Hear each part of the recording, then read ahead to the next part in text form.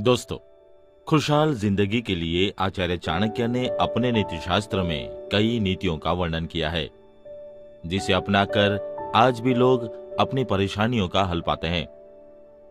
ये नीतियां व्यक्ति को सही रास्ता दिखाने के साथ ही सफलता भी दिलाती है। अगर आप भी अपनी जिंदगी में सुख और शांति चाहते हैं, तो चाणक्य की इन नीतियों को अपने जीवन में जरूर उतारें। आचार्य चाणक्य की इन्हीं नीतियों में से आज हम एक और नीति पर चर्चा करेंगे। आज की ये नीति क्रोध पर आधारित है। दोस्तों, आचार्य चाणक्य के अनुसार क्रोध किसी भी रिश्ते को इस कदर कमजोर बना सकता है कि उससे बचने के आसार बहुत कम हो जाते हैं। इंसान को जीवन में अपने क्रोध पर सदैव काबू रखना चाहिए। दरअसल गुस्से में किया गया दुर्व्यवहार चीजों को फिर से सामान्य नहीं होने देता। इसलिए क्रोधित होने के बजाय सोच और समझकर किसी भी हालात में व्यवहार करना सीखना चाहिए। दोस्तों, अपने नीति शास्त्र में आचार्य चाणक्य कहते हैं कि काम, क्रोध, मोह, ममता, लोभ और नशा आदि मानव मन की कमजोरियां है। इंसान का स्वाभाविक आकर्षण इन प्रवृत्तियों के प्रति होता है और इसमें वह फंस जाता है। लेकिन सफलता की चाह रखने वालों को इस प्रवृत्ति को त्यागना चाहिए, वरना उसकी सफलता की राह बेहद मुश्किल हो जाती है और वो मनचाहा परिणाम हासिल नहीं कर सकता है। इंसान जब इन कमजोरियों को वश में कर लेता है, तो कभी भी भारी विपत्तियों का सामना नहीं करना पड़ता। इन कमियों को तब ही दूर किया जा सकता है जब चरित्र निर्माण के प्रति आप प्रतिबद्ध हो। दोस्तों, मनुष्य का क्रोध उसे विवेक शून्य बना देता है। आइए इसके अनुसंधान में मैं आपको एक कहानी सुनाता हूं।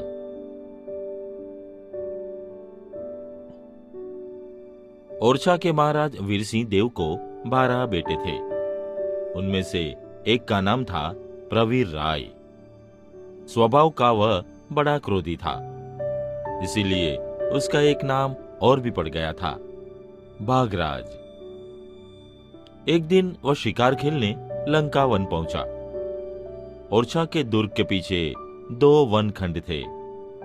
एक का नाम था लंका वन और दूसरे का अयोध्या वन। लंका वन में शिकार खेल सकते थे, अयोध्या वन में शिकार खेलना मना था। जीव हत्या वहां नहीं हो सकती थी। प्रवीर राय ने देखा कि मृगों का एक झुंड सामने है। बस उसने निशाना साधा। मृग जितने सुंदर होते हैं, उतने ही चौकन्ने भी होते हैं। तुरंत पहचान गए कि सिर पर संकट है और वो वहां से भाग चले। आगे आगे मृग, पीछे पीछे प्रवीर। भागते भागते मृग सीधे जा पहुंचे अयोध्या वन में। अब एक प्रवीर राय, चाहे 1000 प्रवीर राय, उन्हें कोई नहीं मार सकता। वे सुरक्षित थे। प्रवीर राय भी जानता था कि वह अयोध्या वन में नहीं घुस सकता, लेकिन वह तो क्रोधी था ना। फिर राजकुमार भी था। एक तो करेला, ऊपर से नीम चढ़ा। उसने अपने साथियों को आज्ञा दी, जाओ, इन मृगों को घेरकर वापस लंका वन में ले आओ। साथी बोले, लेकिन अयोध्या वन में जाना तो मना है ना। प्रवीर राय ने उत्तर दिया, होगा, आज मेरी आज्ञा है। तुम तुरंत जाकर मृगों के झुंड को घेर के बाहर ले आओ। साथी फिर बोले, पर राजकुमार, वहां तो हम मृगों को छेड़ ही नहीं सकते। प्रवीर राय ने उत्तर दिया, मैं तुमसे बहस नहीं करना चाहता। मेरी आज्ञा का पालन होना चाहिए, बस। साथ ही अब क्या करते, समझ गए कुछ न कुछ होकर रहेगा। बेबस बेचारे अयोध्या वन में गए। चलते चलते पहुंच गए बेतवा नदी के तीर पर। वहीं पर एक महात्मा रहते थे। उनसे पूछा, यहाँ मृगों का कोई झुंड आया है? महात्मा ने उत्तर दिया, आया है, पर तुम्हें उससे क्या? साथी बोले, राजकुमार प्रवीर राय इनका शिकार करना चाहते हैं, ये इधर भाग आए हैं। महात्मा हंस पड़े, पर ये मृग तो इसी वन के हैं। क्या राजकुमार नहीं जानते कि यहाँ के मृगों को कोई नहीं मार सकता?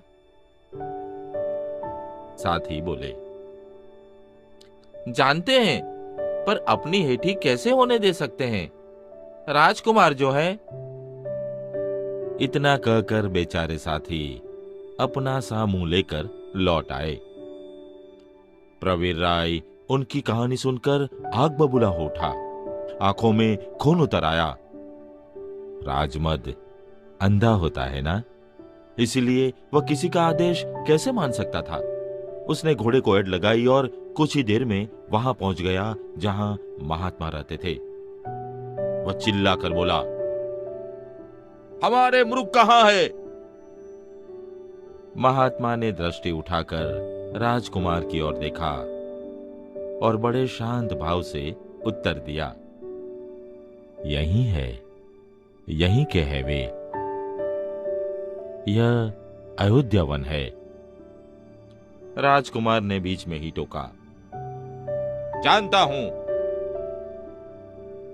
तब तो ये भी जानते होंगे कि इस वन में किसी जीव की हत्या करना मना है। ये भी जानता हूं। फिर प्रवीर राय एक क्षण झिझका, फिर उसी तेजी से बोला, महात्मा जी, मैं आपसे ज्ञान लेने नहीं आया हूं, उन मृगों का पता पूछने आया हूं। महात्मा ने एक बार फिर राजकुमार की ओर देखा, फिर मुंह फेर लिया, बोले एक शब्द भी नहीं। प्रवीर राय और भी जल उठा, चीखा, आप बताते हैं कि नहीं? महात्मा फिर भी नहीं बोले। मैं कहता हूं, यदि आपने उनका पता नहीं बताया तो मैं आपका सिर काट दूंगा। महात्मा जी बिना बोले उसी शांति से अपना काम करते रहे। वह जितने शांत थे, प्रवीर राय उतना ही अशांत था। उसका क्रोध सीमा पार कर चुका था। राजमद की तरह क्रोध भी तो अंधा होता है ना। इसलिए जब बार बार पूछने पर भी महात्मा मौन रहे, तब वह सचमुच होश खो बैठा। उसने तलवार खींच ली। दूसरे ही क्षण महात्मा का सिर धरती पर लौटने लगा। जैसे बादल गरजे, बिजली कड़की, जो देख रहे थे उनके दिल कांप उठे। फिर इस कान से उस कान तक, इस घर से उस घर तक होते बात महाराज के पास जा पहुंची। वे सहम उठे। लाज और शर्म से उनका सिर झुक गया। शौक और शंकाओं ने उन्हें घेर लिया। यह क्या किया प्रवीर राय ने?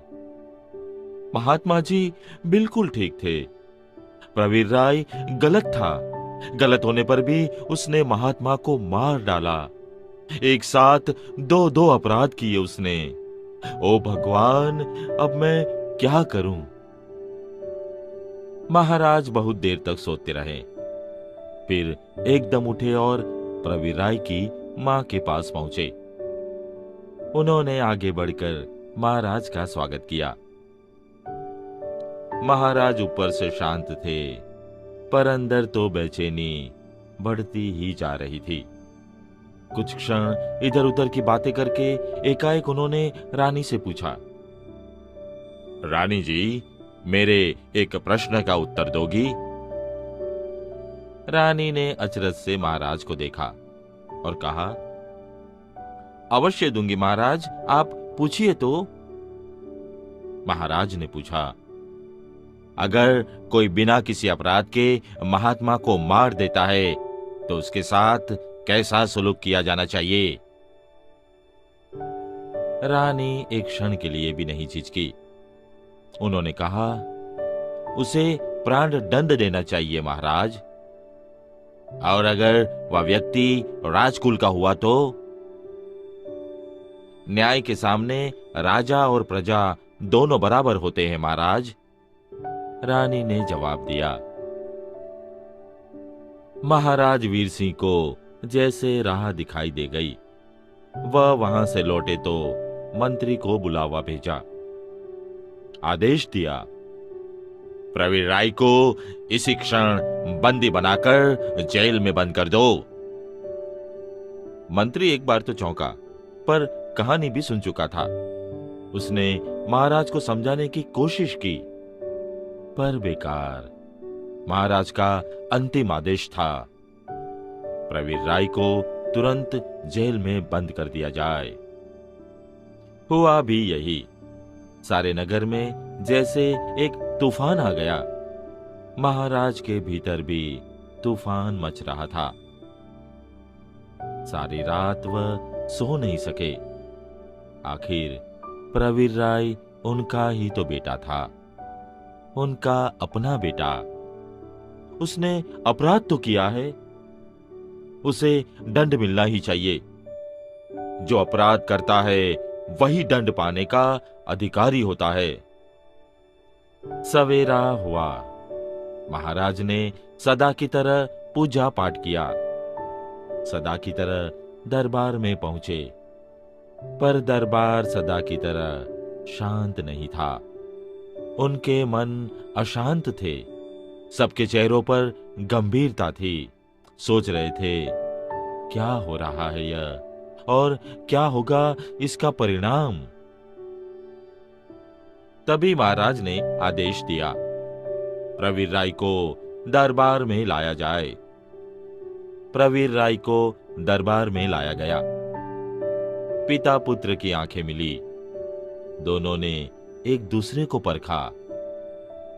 एक न्याय के आसन पर था, दूसरा कटघरे में खड़ा था। महाराज ने तुरंत संभल कर पूछा, प्रवीर राय, तुम पर आरोप है कि तुमने अयोध्या वन में महात्मा की हत्या की है। क्या यह सच है? जी हां, हत्या मैंने की है। क्यों की? क्योंकि वहां पर मेरे मुर्गों का झुंड था और वो बता नहीं रहे थे। क्या तुम नहीं जानते कि अयोध्या वन में किसी प्राणी का वध नहीं किया जा सकता? जी जानते थे। तो फिर तुमने वहां जाने का साहस कैसे किया? प्रवीर राय ने एक बार फिर महाराज की ओर देखा। उस क्षण वह पिता नहीं थे, न्याय के आसन पर बैठे न्यायाधीश थे। उनके मुख पर एक अनोखी दृढ़ता थी। प्रवीर राय ने सिर झुका लिया। सारे दरबार में एक गहरी चुप्पी सी छा गई। कई क्षण तक कोई नहीं बोला। प्रवीर राय सिर झुकाए खड़ा रहा। महाराज तेजी से चारों ओर देखते रहे, जैसे सारा संसार ही मौन हो गया हो। मौन कभी कभी बड़ा भयानक होता है। आखिर महाराज ने चुप्पी तोड़ी। बड़े शांत और गंभीर स्वर में वे बोले, प्रवीर राय के मौन रहने का अर्थ है कि वह अपना अपराध मानता है। उसने एक निरपराध व्यक्ति की हत्या की है। उसने राज्य की आज्ञा को भंग किया है। न्याय की दृष्टि से हम उसे अपराधी मानते हैं और आदेश देते हैं कि प्रवीर राय ने जिस तलवार से उन महात्मा का सर काटा है, उसी तलवार से सबके सामने इनका सिर भी काट लिया जाए। पूरे दरबार में आह का स्वर गूंजा। एक साथ सभी की भरभराई आंखें महाराज की ओर उठी, पर वह तो जा चुके थे। अब उनसे कोई नहीं मिल सकता था। प्रवीर राय उसी तरह सिर झुकाए जेल की ओर लौट रहा था और इतिहास एक बार फिर गर्व से सिर उठाकर चारों ओर देख रहा था। फुलबाग के सिरपौर के मैदान में जहां राजकुमार का सिर काटा गया था, आज भी दो वायु यंत्र अपनी बाहें उठाए खड़े हैं, मानो घोषणा कर रहे हो, न्याय के सामने सब समान है। इन वायु यंत्रों को आज हम सावन भादों के नाम से जानते हैं। दोस्तों, आचार्य चाणक्य के मुताबिक क्रोध में किसी को भी बर्बाद करने की ताकत है। किसी भी व्यक्ति की सोचने समझने की क्षमता को क्रोध क्षीण कर देता है और इस वजह से व्यक्ति गलत फैसले लेता है, जिसका परिणाम उसे भविष्य में झेलना पड़ता है। इसीलिए इंसान को अपने जीवन में क्रोध की इस आदत को त्याग देने में ही भलाई है।